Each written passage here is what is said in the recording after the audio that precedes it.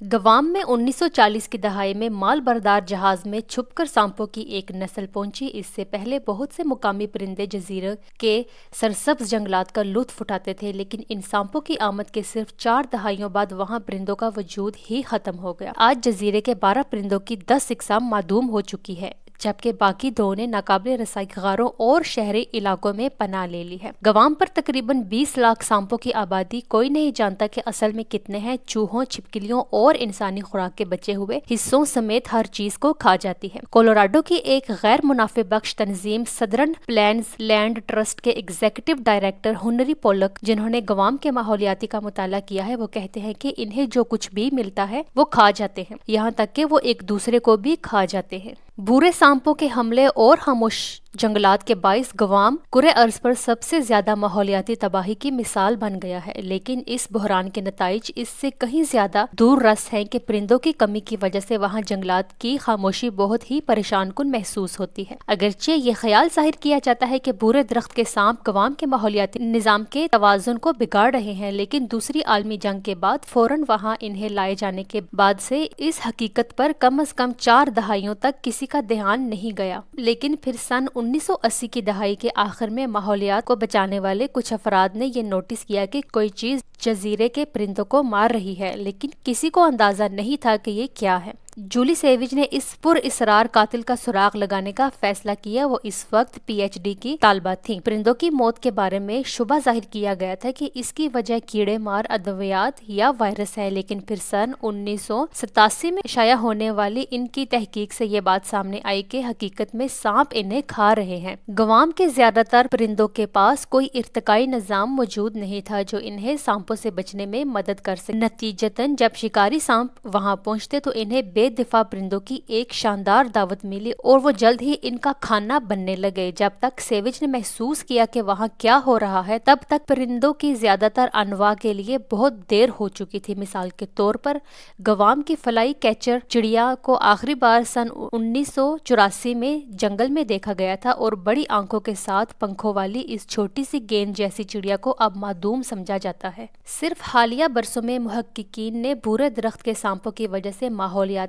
افراتفری کے حقیقی پیمانوں کو کھولنا شروع کیا ہے۔ یہ رینگنے والے جانور بدنام زمانہ ہیں۔ وہ رات کے وقت گوام کے جنگلات اور مضافاتی علاقوں میں خاموشی سے پھیلتے ہیں اور اپنی اگلی خوراک کے لیے وہ ہوا سے ان کی خوشبو پانے کی کوشش کرتے ہیں۔ براؤن ٹری سنیک بظاہر کوئی عام شکاری سانپ نہیں ہے، ان کے کھانے کی کوئی حد نہیں ہے۔ وہ ایسے جانوروں کو بھی کھا جاتے ہیں جو ان کے جسمانی وزن کا 70% تک ہوتے ہیں۔ یہ ایسا ہی جیسے ایک 60 کلو وزن کا انسان ایک ہی لقمے میں ایک سرخ کنگارو کو کھا جائے۔ حال ہی میں راجرز کی سربراہی میں سائنسدانوں کی ایک ٹیم سالی کے چوزوں کی بقا کی نگرانی کر رہی تھی۔ سالی دراصل سٹارلنگ نامی چڑیا کی ایک قسم ہے جو جزیرے کے شمال میں واقع امریکی فوجی تنصیب اینڈرسن ایئر فورس بیس کے آس پاس زندہ رہنے میں کامیاب ہے۔ محققین نے ان نوجوان پرندوں کے ساتھ ریڈیو مانیٹر منسلک کیے اور ان کا پیچھا کیا کہ ان کے ساتھ کیا ہوتا ہے۔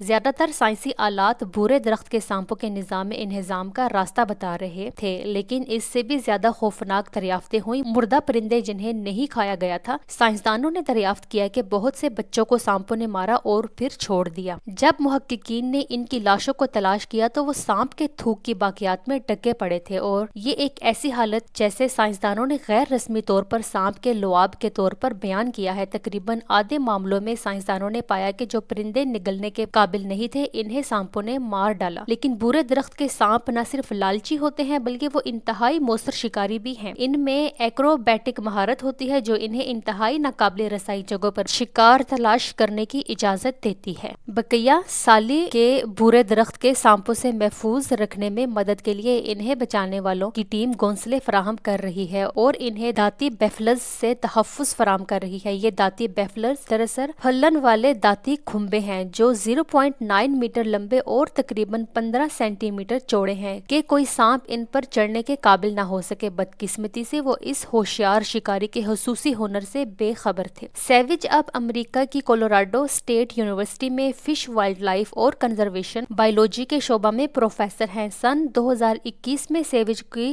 سربراہی میں ایک تحقیقی ٹیم टीम ने इनका नोज क्लाइंबिंग का हुनर दरियाफ्त किया जो साइंस के लिए बिल्कुल नया है। पोलाक कहते हैं कि ब्राउन ट्री स्नेक लफ्जी तौर पर अपने आप को एक सिलेंडर के गिर्द चकरा के चढ़ सकते हैं। वो अपनी दुम को अपने सर के गिर्द लगा सकते हैं, फिर वो इस तरह ऊपर चढ़ सकते हैं जैसे इंसान नारियल के दरख्त पर चढ़ता है। पोलाक ने सांप में ऐसी तहकीक को होश रुबा कहा है। हालिया दहाइयों में कंजर्वेशन और जंगली हयात के एहलकारों ने गवाम से बुरे दरख्त के सांपों को खत्म करने की कोशिश में हर मुमकिन तरीके इस्तेमाल किए हैं, लेकिन रेंगने वाले जानवर अब तक जंग जीत रहे हैं। इन्होंने अब तक इनके खिलाफ बसरी तलाशों, रिपेलेंट, एरिटेंट फंदों, जहरों और मुहल्लिक केमिकल्स का इस्तेमाल किया है। मुहक्किकीन ने ऐसे वायरसों की भी तलाश की है जो बुरे दरख्तों के सांपों के खिलाफ हयातियाती हथियार के तौर पर इस्तेमाल हो सकते हैं ताकि वो दूसरी जंगली हयात को मुतासिर किए बगैर इनकी बड़ी तादाद को खत्म किया जा सके। ये तरीका खरगोशों में माइकोसोमेटोसिस की तरह काम करेगा जो इनकी तादाद को कम करने की कोशिश में बड़े पैमाने पर बशमूल फ्रांस में गैर कानूनी तौर पर और ऑस्ट्रेलिया में किया गया, लेकिन इसकी वजह से बड़े पैमाने पर दूसरी तकलीफ भी पैदा हुई है। लेकिन शदीद कोशिशों और सांपों पर काबू पाने के इक़दामात के बावजूद इन्हें काबिले जिक्र हद तक खत्म करना नामुमकिन साबित हुआ है। हालांकि इस सालाना $3.8 मिलियन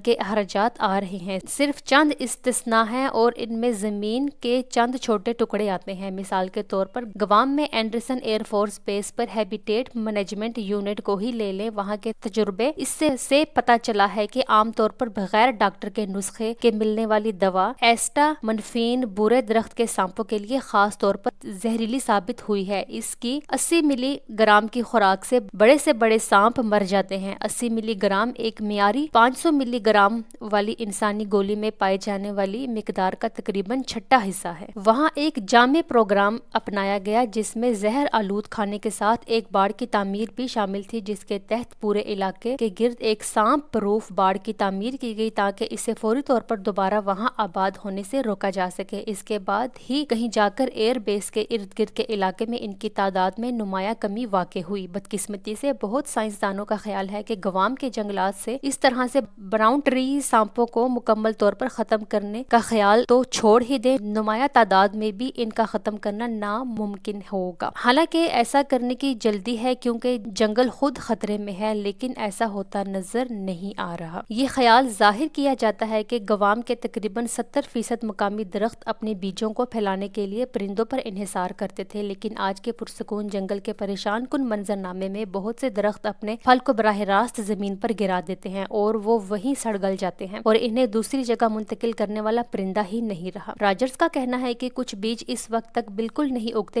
जब तक कि गूदा ना खा लिया जाए, जबकि दूसरे अपने आबाई दरख्त के साए में बढ़ने के लिए जिद्दोजहद करते हैं। हर गुजरते साल के साथ फलों, गिरीदार मेवे और बीजों को खाने वाले परिंदों की अदम मौजूदगी में दरख्त भी नापैद हो रहे हैं। जंगल भी खोखला होना शुरू हो गया है। एक सेहतमंद माहौलियाती निज़ाम में जब कोई दरख्त गिरता है तो वहाँ एक आर्जी खला पैदा हो जाता है और वो फौरी तौर पर शदीद मुकाबले की जगह बन जाता है क्योंकि मुख्तलिफ पौधे इस जगह को पुर करने की कोशिश करते हैं। राजर्स बताते हैं कि ये ऐसा ही है कि अगर आप न्यूयॉर्क सिटी के मरकज में एक इमारत को गिराते हैं जो कि बुनियादी रियल एस्टेट है और फिर वहाँ बहुत से लोग तामीर करना चाहते हैं, लेकिन गवाम में ऐसा नहीं है। बीजों को मुंतशिर करने के लिए परिंदों के बगैर जमीन पर अक्सर इनकी कोंपल फूटने के लिए कुछ नहीं होता, इसलिए तहलीके नो इंतहाई सुस्त होती है। जंगल का ढांचा बदल रहा है और जल्द ही मामूल पर आने का कोई आसान रास्ता नजर नहीं आता।